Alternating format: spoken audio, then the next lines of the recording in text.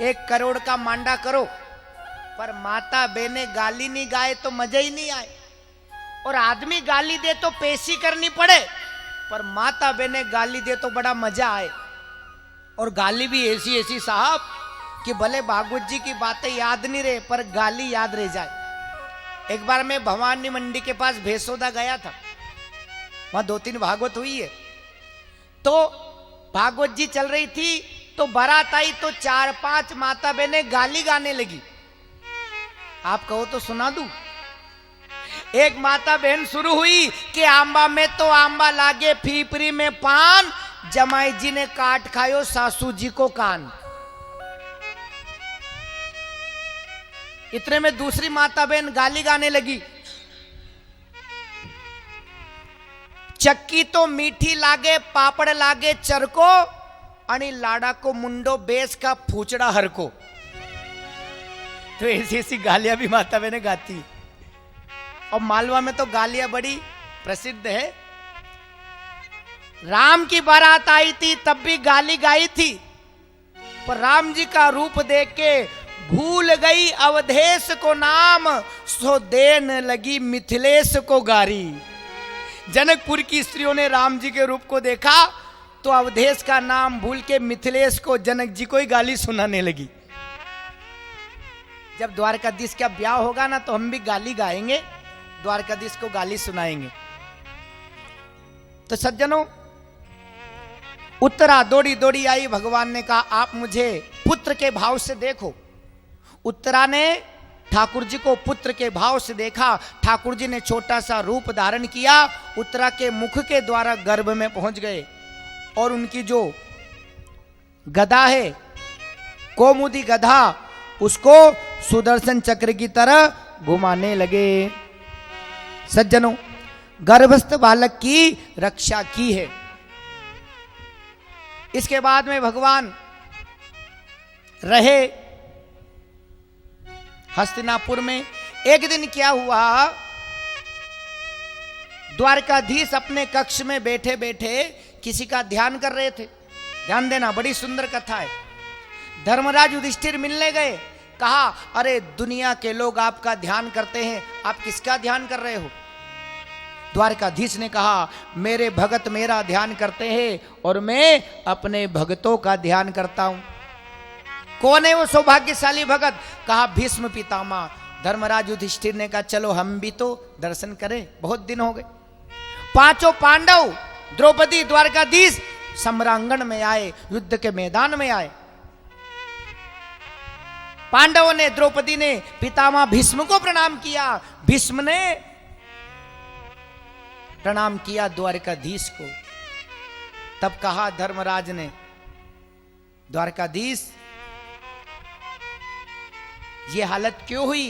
कहा बस कर्मों का फल तो भोगना ही पड़ता है धर्मराज, कुछ ज्ञान ले लो इनसे। तब पितामह भीष्म ने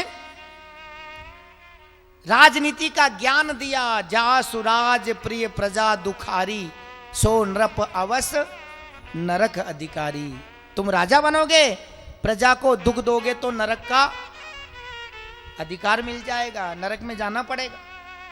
और नारी की रक्षा जरूर करना युधिष्ठिर, नारी की रक्षा के लिए जान भी देनी पड़े तो दे देना। ये बात द्रौपदी ने सुनी, द्रौपदी हंसने लगी। पितामह ने कहा मैं ज्ञान की बात बता रहा हूं, तुम हंस रही हो। द्रौपदी की आंखें क्रोध में लाल हो गई। द्रौपदी ने कहा महाराज ज्ञान देना सरल है, ज्ञान पर चलना कठिन है। उस समय आपका ज्ञान कहां गया था जब भरी सभा में मेरी लाज लूटी जा रही थी? आप सबसे आगे बैठे थे, आप खड़े हो जाते तो दुशासन क्या किसी देवता की ताकत नहीं जो मुझे छू लेता।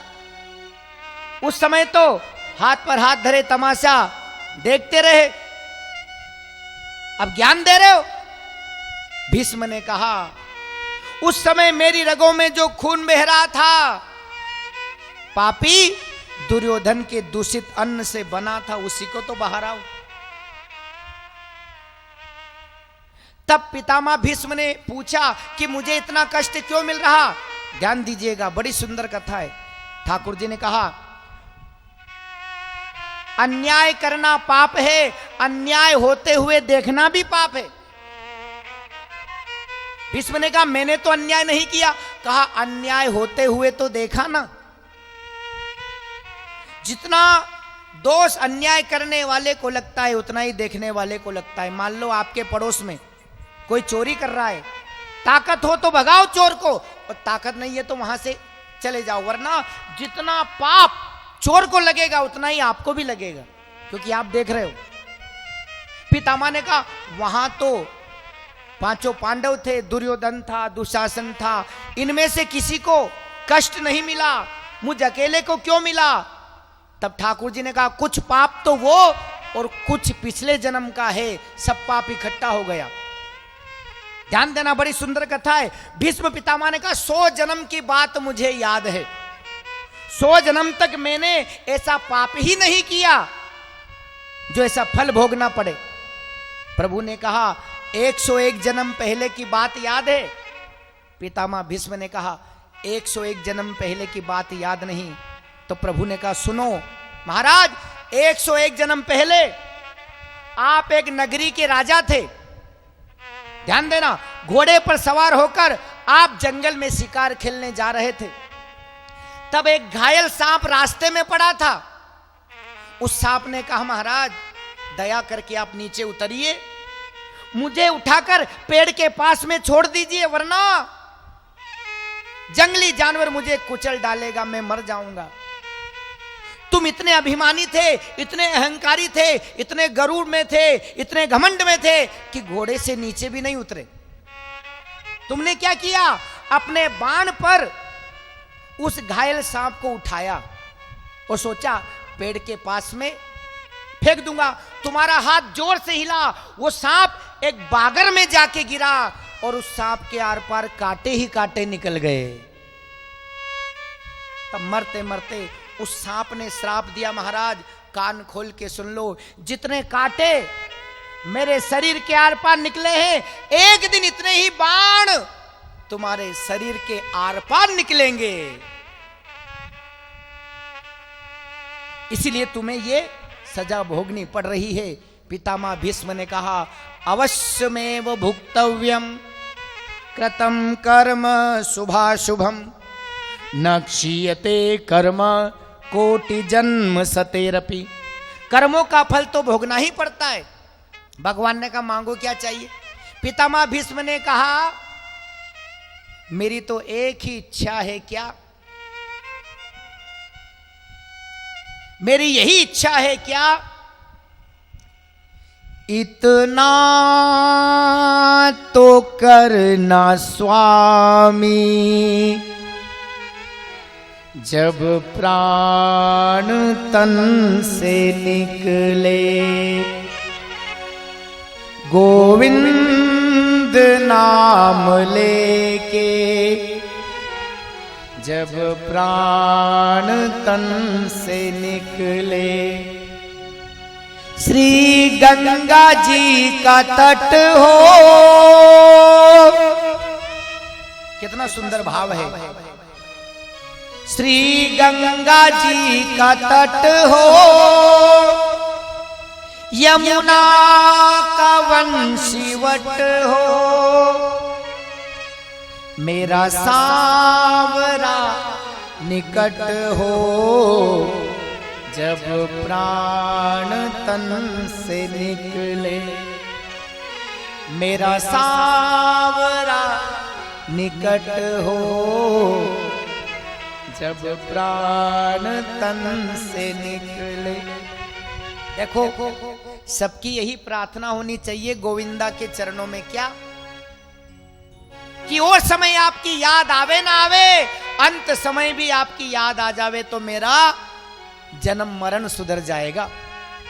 देखो जन्म जन्म मुनि यतन कराही, अंत राम कही आवत नाही।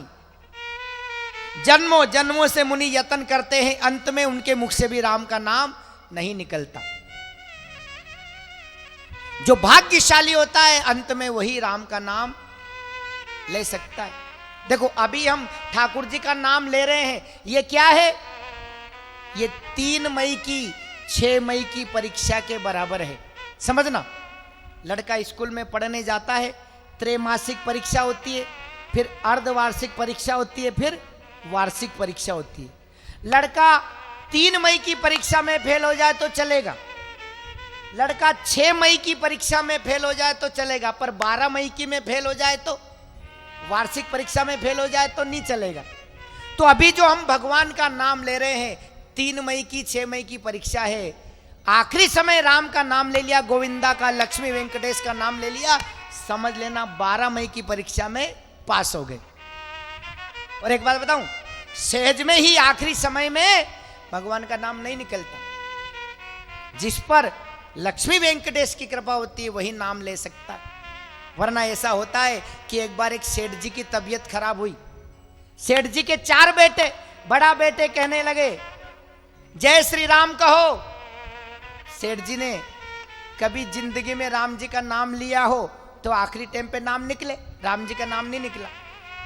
दूसरे बेटे ने कहा जय श्री कृष्ण कहो, सेठ जी के मुंह से ठाकुर जी का नाम भी नहीं निकला। तीसरे ने कहा जय हनुमान कहो, हनुमान जी का नाम भी नहीं निकला। चौथे ने कहा जय शंकर की कहो, सेठ जी के मुंह से शंकर जी का नाम भी नहीं निकला। चारों बेटे परेशान, कैसे नहीं कैसे नाम तो निकलवाए। बड़ा बेटा होशियार था, अपनी बहन कमला के घर चला गया। पास के गांव में कमला का ब्याह हुआ था। कमला को और जीजा जी को बुला के लाया बड़ा बेटा। क्यों? क्योंकि जीजा जी का नाम था कृष्णचंद्र। क्या नाम था? कृष्णचंद्र। बड़े बेटे ने सोचा बहन को खड़ी करेंगे, पिताजी से पूछेंगे कौन है तो कहेंगे कमला है। फिर जीजा जी को खड़ा करेंगे, पूछेंगे कौन है तो कहेंगे कृष्णचंद्र जी है। इसी बहाने से ठाकुर जी का नाम तो निकल जाएगा। तो बड़े बेटे ने क्या योजना बनाई, पहले बहन को खड़ी करी, कहा पिताजी पहचान ली? पहचान लिया। कौन है? कमला है। हाँ पहचान लिया। फिर जीजा जी को खड़ा किया, पिताजी पहचान लिया? कौन है? पहचान लिया। नाम बताओ। सेठ जी बोलिया कमला को घर वालों है, और सेठ जी टपक गया, नहीं निकला ठाकुर जी का नाम। क्यों? उसकी कृपा नहीं है ना। अरे उसकी इच्छा के बिना पत्ता नहीं हिलता तो जुबान कैसे हिले? हर इच्छा के बिना यहां पे हिल ना सके एक पत्ता। लेकिन आप तो बड़े सौभाग्यशाली है सज्जनों। कई लोग तो माला लेके बैठते हैं ताकि भगवान का नाम सुमिरन करेंगे, लेकिन यहां तो सुबह से शाम तक अनगिनत माला कर लो, इतना फल हमें मिल रहा है। हम सुबह चर्चा भी कर रहे थे, सुबह से शाम तक जो भी मिलता है जय श्रीमन नारायण। एक दूसरे को कोई मिलता है जय श्रीमन नारायण, कोई प्रसाद लाता है जय श्रीमन नारायण, कोई चरणामत लाता है जय श्रीमन नारायण, कोई प्रसादी पवाता है जय श्रीमन नारायण, कोई चाय दूध लाता है जय श्रीमन नारायण, कोई फल लेके आता है जय श्रीमन नारायण। तो हम तो माला करते ही हैं, बाकी ये नारायण का नाम सुन सुन के हमारी तो 30-40 माला प्रतिदिन हो जाती है। और यही अभ्यास काम आएगा। जैसे क्रिकेट टीम जब मैच फिक्स हो जाता है कि इतनी तारीख को मैच है, तो पहले प्रैक्टिस करती है कि नहीं? पहले अभ्यास करती है। तो ये अभ्यास है हमारा, ताकि फाइनल में ये अभ्यास काम आ जाए।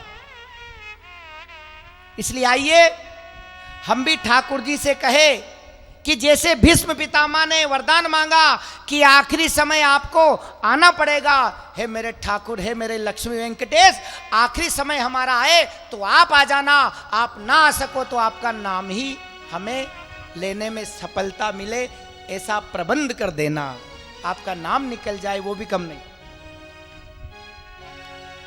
अंत समय प्रभु आना पड़ेगा, अंत समय प्रभु आना पड़ेगा, अंत समय प्रभु आना पड़ेगा।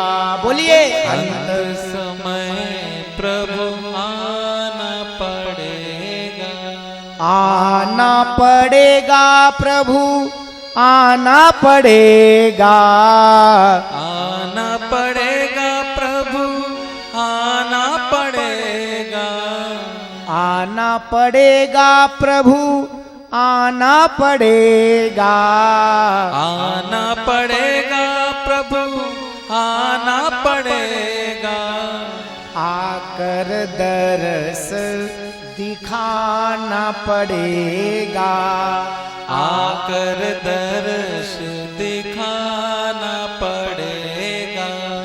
अंत समय प्रभु आना पड़ेगा। अंत समय प्रभु आना पड़ेगा। बीच भंवर में नैया मोरी, बीच भंवर गाइए। नैया मोरी, लग रही नाथ आपसे डोरी। लग रही नाथ आपसे डोरी। तो नैया किनारे लगाना पड़ेगा। नैया किनारे लगाना पड़ेगा। अंत समय प्रभु आना पड़ेगा। अंत समय प्रभु आना पड़ेगा। हे प्रभु हम पर कैसी भी बीती है। हे प्रभु हम पर कैसी भी बीती। हे हरि हम पर कैसी भी बीती है। हे हरि हम पर कैसी भी बीती।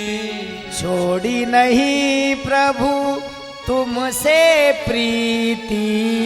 छोड़ी नहीं प्रभु तुमसे प्रीति। तो प्रीत की रीत निभाना पड़ेगा।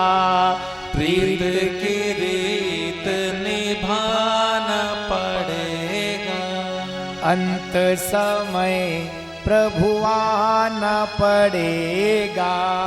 अंत समय प्रभु आना पड़ेगा। आकर दरस दिखाना पड़ेगा। आकर दर्श दिखाना पड़ेगा। बस यही प्रार्थना होनी चाहिए। जिसका जो इष्ट हो उससे यही प्रार्थना करो। राधे मेरे जीवन की बस एक तमन्ना है। राधे मेरे जीवन की बस एक तमन्ना है।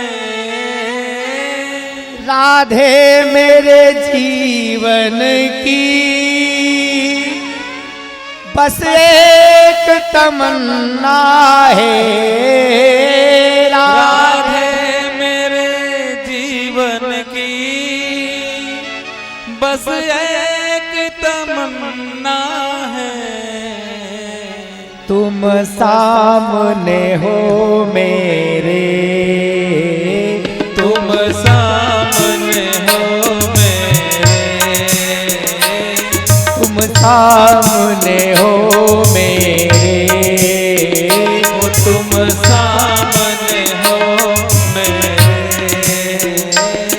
मेरा दम ही निकल जाए। तुम सामने हो मेरे। तुम सामने हो मेरे। मेरा दम ही निकल जाए। राधे तेरे चरणों की श्यामा तेरे चरणों की। जो धूल जो मिल जाए सच कहता हूँ मेरी। सच कहता हूँ मेरी। सच कहता हूँ मेरी, सच कहता हो मेरे, तकदीर बदल जाए राधे तेरे चरणों की, श्यामा तेरे चरणों की, हमें जो फूल जो मिल जाए राधे तेरे चरणों की। जय हो राधे रानी की जय हो।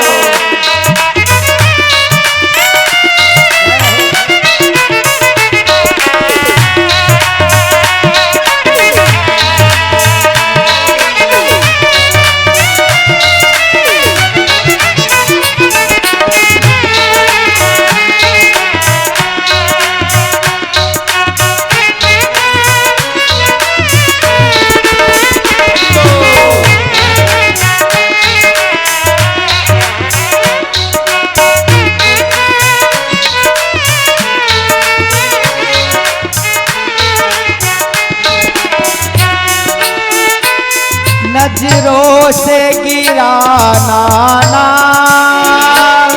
चाहे जो भी सजा देना, नजरों से गिराना ना, चाहे जो भी सजा देना, नजरों से गिराना ना, चाहे जो भी सजा देना, नजरों से गिराना ना, चाहे जो भी सजा देना, नजरों से जो गिर जाए, नजरों से जो गिर जाए, नजरों से जो गिर जाए, नजरों से जो गिर जाए, मुश्किल ही संभल पाए राधे तेरे चरणों की, ओ श्यामा तेरे काली सेवा करते हुए कर धूल जो मिल जाए, सच कहता हूँ मेरी, सच कहता हूँ मेरी, तकदीर बदल जाए राधे तेरे चरणों की, श्यामा तेरे चरणों की, राधे तेरे चरणों की, श्यामा तेरे चरणों की। बोले अलवेली सरकार की जय हो। जय जय श्री राधे, जय जय श्री राधे, जय जय श्री राधे श्याम। देखो तल्लीनता से कथा सुनिएगा, और यदि किसी को नींद आ रही हो तो टल्ला दे के जगा दो, क्योंकि ये कथा लाइव भी चल रही है। राधे राधे उत्तम हमारी फेसबुक आईडी है। कल श्री श्याम लाइव पे चली, नेटवर्क प्रॉब्लम था, तो हमारे दिल्ली से श्री श्याम जी पधारे, उन्होंने हमारे फेसबुक अकाउंट पे लाइव कर दिया। तो राधे राधे उत्तम फेसबुक अकाउंट है हमारा, और राधे राधे उत्तम यूट्यूब चैनल भी है। तो हम लिंक आपको भेज देंगे, इस कथा को आप घर बैठे सुन सकते हैं। और 5,500 लोग तो फेसबुक पे इस कथा को सुन रहे हैं। ऐसा विचार ना करें कि पंडाल में बैठे हैं इतने ही लोग कथा को सुन रहे हैं। 5,500 लोग तो फेसबुक लाइव इस कथा को सुन रहे हैं, और 5,500 में से 1-1,500 ऐसे भी हमारे मित्र हैं जो इसको शेयर करेंगे, तो उनके कितने मित्र होंगे? तो हजारों की तादाद में ये कथा जा रही है। भारत में ही नहीं, विदेश में भी ये कथा जा रही है। अमेरिका में सिनसिनेरी ओहियो एक सिटी है, हमारे मित्र है राजेश चौधरी, वो भी इस कथा को सुन रहे हैं, लाइक कर रहे हैं, क्योंकि कमेंट आ रहे हैं ना। तो ये कथा 7 समंदर पार भी जा रही है। और मैंने जैसा कल भी बताया कि साधना चैनल पे इस कथा को विशेष प्रसारण के रूप में भेजना है, तो तल्लीनता से कथा सुनिएगा, क्योंकि ये कथा कुछ समय बाद साधना चैनल पे भी जाने वाली है। ये तिरुपति बालाजी की कथा, ये एसके जी मुंदड़ा परिवार जिनकी ब्रांचें कई जगह है, ब्यावरा, इंदौर, भोपाल, जीरापुर, तो पूरे परिवार वालों का विशेष सहयोग है। तो इस कथा को कभी लक्ष्मी वेंकटेश्वर भगवान ने चाहा तो पूरी दुनिया देखेगी। ये कथा साधारण नहीं है। और श्राद्ध पक्ष में मुंदड़ा परिवार के द्वारा एक कथा करवाई जा रही है पितरों के उद्धार के लिए। तो पितृ देवता को एक कथा सुना रहे हैं, तो इस लोक में तो ये कथा जा ही रही है नेट के माध्यम से, पर मुंदड़ा परिवार के पूर्वज जिस भी योनि में है, जिस भी लोक में है, वहां पे भी ये कथा सुन रहे हैं। क्योंकि हम जो बोल रहे हैं ना, हमारे शब्द है ना, जो भी हम बोलते हैं ना, सब लोग वो वायुमंडल में चले जाते हैं, ये वाणी कभी खत्म नहीं होती। तो ये शब्द वहां पे भी जा रहे हैं। और ये श्राद्ध श्रद्धा को बढ़ाने वाला है। श्राद्ध करोगे तो श्रद्धा बढ़ेगी, और श्रद्धा बढ़ेगी तो नवरात्रि घर में आ जाएगी। श्राद्ध के बाद इसलिए नवरात्रि आती है। और सज्जनों, ऐसा बताया है कि यदि, खैर अभी तो 9-10 दिन निकल गए श्राद्ध के, लेकिन ऐसा लिखा है पुराणों में कि 16 श्राद्ध में घर में सुख शांति चाहिए। व्यापार नहीं चल रहा, संतान का योग नहीं बन रहा, बीमारी घर में आ गई, कोई ज्योतिषी पितृदोष बताए, अनिद्रा आ जाए, डिप्रेशन में कोई रहे, तो एक छोटा सा उपाय करना चाहिए श्राद्ध में। और आप नहीं कर सकते तो केवल सर्व पितृ मोक्ष अमावस्या के दिन कर लेना, क्योंकि हम बाद में आए और श्राद्ध पहले प्रारंभ हो गए। अमावस्या आ रही है तो एक दीपक तो पंडेरी के यहां जलाओ, घी का दीपक होना चाहिए, क्योंकि घी सफेद होता है और पितरों का स्वरूप भी सफेद ही माना गया है, आत्मा का रंग भी सफेद है। तो सर्व पितृ मोक्ष अमावस्या को पंडेरी पे दीपक लगाओ और तुलसी जी के यहां दीपक लगाओ, तो क्या होगा, सारे पितृ जल के स्थान पर रहते हैं, तो सारे पितरों को दीपक मिल जाएगा। और तुलसी में सारे देवता का निवास है। और यहां तो लक्ष्मी वेंकटेश भगवान की तुलसी से अर्चना भी होती है, विशेष अर्चना। तो तुलसी भगवान को प्रिय है, इसलिए तुलसी जी के यहां दीपक लगाओगे तो क्या होगा, सारे 33 कोटि देवता प्रसन्न हो जाएंगे। तो पितरों को प्रसन्न करना है तो पंडेरी पे दीपक लगाना सर्व पितृ मोक्ष अमावस्या को 6 अक्टूबर को, और देवताओं को प्रसन्न करना है साथ में तो तुलसी के यहां दीपक। और किसी के घर में परेशानी चल रही है, समस्या पे समस्या, तो 12 महीने लगातार इस दीपक की क्रिया को करके देखो आप। सर्वपितृ मोक्ष अमावस्या से उस आने वाली सर्वपितृ मोक्ष अमावस्या तक यदि आप लगातार दीपक लगाओगे, आप कहीं चले जाओ तो घर पे कोई तो रहता होगा, उसको बोल दो, फिर देखो 12 महीने में आपका रुका काम हो जाएगा। ब्याह नहीं हो रहा तो ब्याह हो जाएगा, ब्याह हो गया, संतान नहीं हो रही तो संतान हो जाएगी, कोई पढ़ाई में पीछे रहता तो पढ़ाई में आगे बढ़ेगा, व्यापार में नुकसान है तो लाभ होगा। हम घर में पितरों को तो कभी दीपक नहीं लगाते, सभी देवता के मंदिर में दीपक लगाते, फिर पितृदोष बनता है। तो देवता के मंदिर में लगाओ, बढ़िया बात है, लेकिन पितरों को भी दीपक लगाना चाहिए। रोज कोई नहीं लगाता, श्राद्ध में लगाते हैं, तिथि के दिन लगा देते हैं। और घर में अशांति का एक और कारण है, कई घरों में हमने देखा है 2 शिवलिंग जिस घर में हो, नोट कर लेना भले, दो शिवलिंग जिस घर में हो, दो शालिग्राम जिस घर में हो, दो शंख जिस घर में हो, 3 दुर्गा की मूर्ति हो, 3 गणेश जी हो, उस घर में कभी सुख शांति नहीं आ सकती। याद रखना, 2 शिवलिंग घर में नहीं रखना चाहिए, 2 शालिग्राम भगवान भी घर में नहीं रखना चाहिए, 2 शंख नहीं होना चाहिए, 3 दुर्गा की मूर्ति, 3 गणेश जी घर में नहीं होना चाहिए, वरना उस घर में पैसा भी आएगा पर शांति नहीं आएगी। तो सज्जनों, हमारे पूर्वज जो है किसी भी योनि में हो, यहां तक मैंने कल्याण में लेख पढ़ा था कि एक आदमी के दादाजी खत्म हो गए, वो पशु की योनि में गए, वो गाय बन गए, तो इधर उन्होंने धूप करी, तर्पण किया, जलांजलि दी, तो उधर उस गाय की रस्सी टूट गई और वो हरी घास खाने के लिए चली गई। मतलब हमारे पितृ पशु की योनि में होंगे तो उनको चारा मिलेगा, पक्षी की योनि में भी होंगे तो उनको दाना मिलेगा, देवता की योनि में होंगे तो उनको अमृत मिलेगा।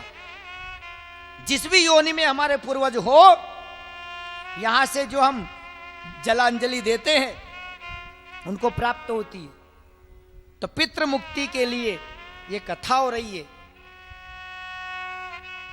और पितरों का दोपहर का समय श्राद्ध होता है, यानी ये श्राद्ध पक्ष मध्याह्न काल का समय है। हम भोजन कब करते हैं? दोपहर में तो करते हैं, ना सुबह करते हैं, ना कोई इधर 5 बजे शाम को, 10 से 12 के बीच में करते हैं।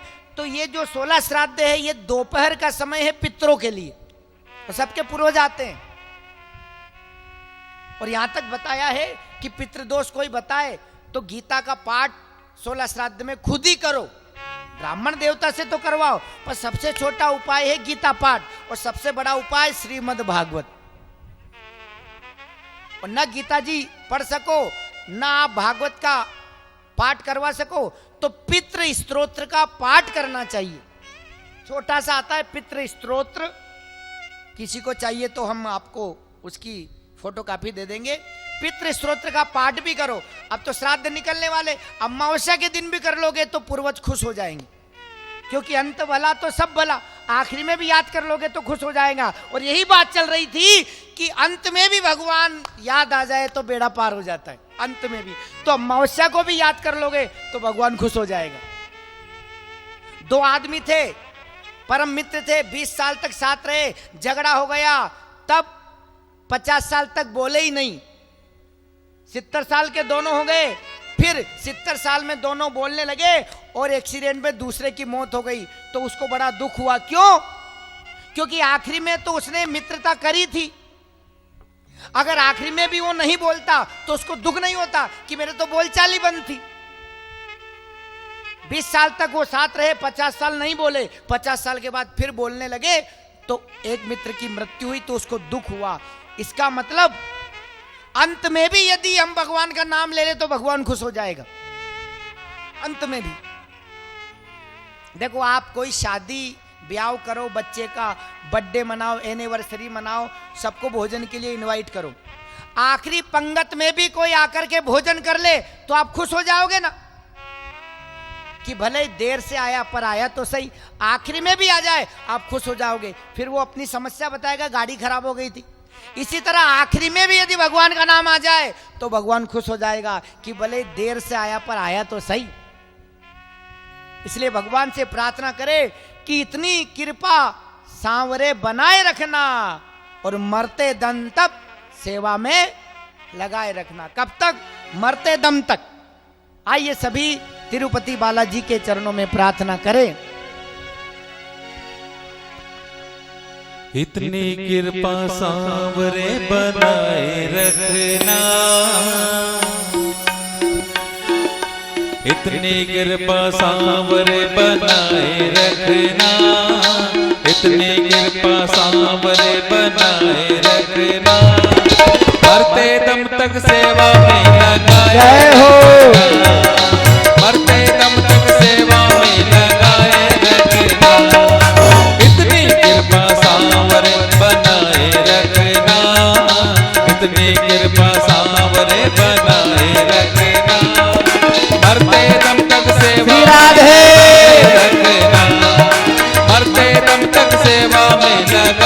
रखना।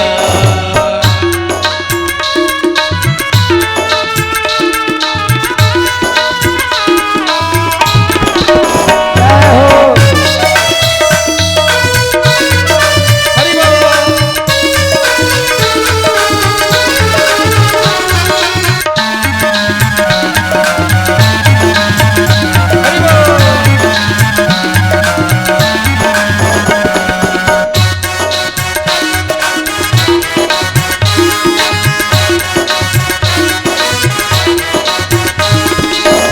थाली सेवा करते हुए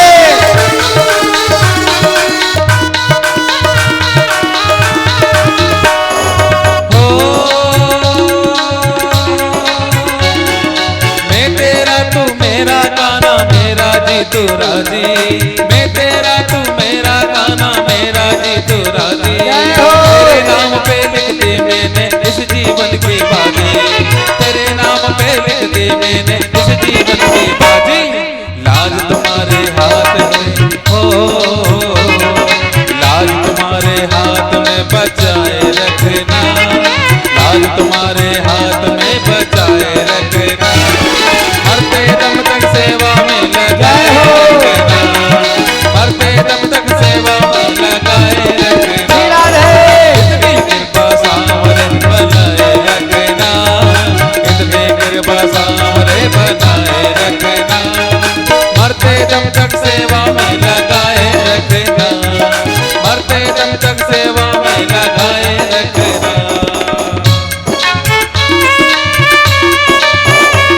हरि बोल।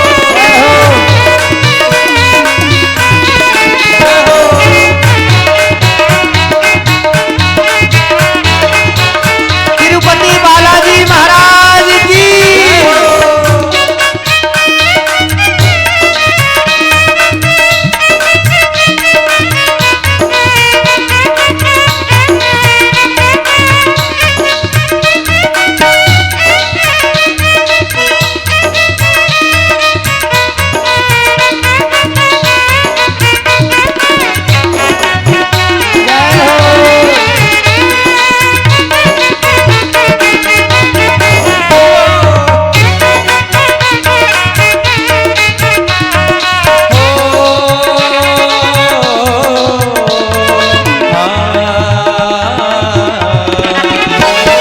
हाथ जोड़कर करूं प्रार्थना भूल कभी नहीं जाना, हाथ जोड़कर करूं प्रार्थना भूल कभी नहीं जाना। तेरे दर पे बना रहे नित मेरा आना जाना, तेरे दर पे बना रहे नित मेरा आना जाना। हाथ जोड़कर करूं प्रार्थना भूल कभी नहीं जाना, तेरे दर पर बना रहे नित मेरा आना जाना, तेरे दर पर बना रहे नित मेरा आना जाना। सदा सदा ये सिलसिला हो, सदा सदा ये सिलसिला बढ़ाए रखना, सदा सदा ये सिलसिला बढ़ाए रखना। मरते दम तक सेवा में लगाए रखना, मरते दम तक सेवा में लगाए रखना। इतनी कृपा सांवरे बनाए रखना, इतनी कृपा सांवरे बनाए रखना। मरते दम तक सेवा में लगाए रखना, मरते दम तक सेवा में लगाए रखना, मरते दम तक सेवा में लगाए रखना, मरते दम तक सेवा में लगाए रखना।